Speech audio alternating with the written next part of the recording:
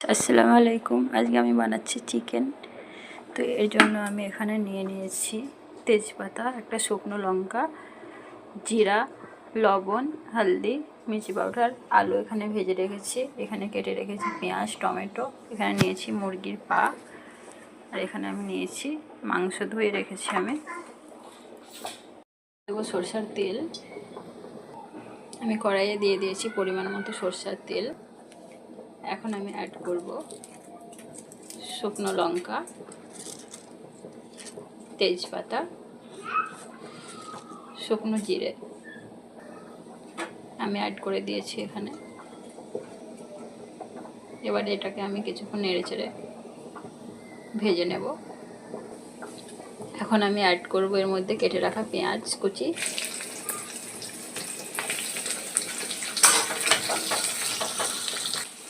আমার চ্যানেলটি যদি আপনাদের ভালো লেগে থাকে তাহলে লাইক, শেয়ার, সাবস্ক্রাইব করবেন। পাশে থাকলে পাশে পাবেন। এখানে আমি পেঁয়াজটি লাল করে ভেজে নেব। আমার পেঁয়াজটি ভাজা হয়ে গেছে। এখন আমি দিয়ে দেবো আদা রসুন পেস্ট। এখন আমি অ্যাড করব লবণ, হলদি, মির্চি পাউডার। এখন আমি এখানে অ্যাড করবো অল্প পরিমাণ পানি, ঢেকে দেবো। মশলা কষানো হয়ে গেছে। এখন আমি অ্যাড করবো টমেটো। আবারও আমি কিছুক্ষণের জন্য ঢাকনা ঢেকে দেবো। আমার মশলা কষানো হয়ে গেছে। এখন আমি দিয়ে দেবো ধুয়ে রাখা মাংস।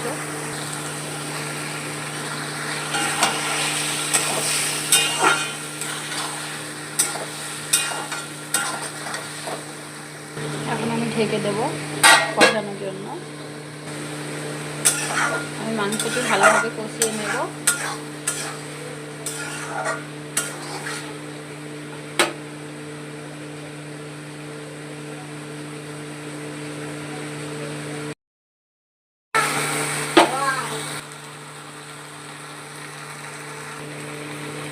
মাংসের মধ্যে আলু দিয়ে আমি ভালো করে কষিয়ে নিয়েছি। একটু কষিয়ে এখানে আমি অ্যাড করব কিছুটা গরম পানি।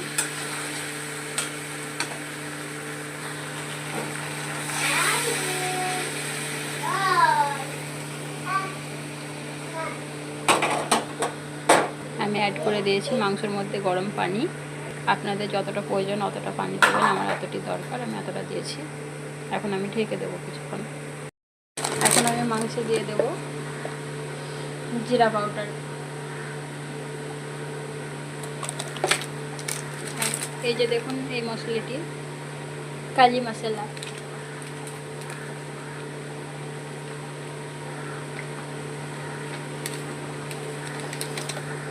এখন আমি অ্যাড করবো ধনে পাতা।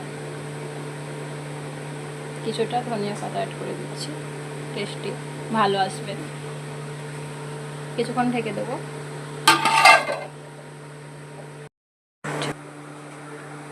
এই দেখুন আমার মাংসটি কমপ্লিট হয়ে গেছে। তো আবারও দেখা হবে আপনাদের সঙ্গে পরবর্তী অন্য একটা ভিডিও নিয়ে। আল্লাহ হাফেজ।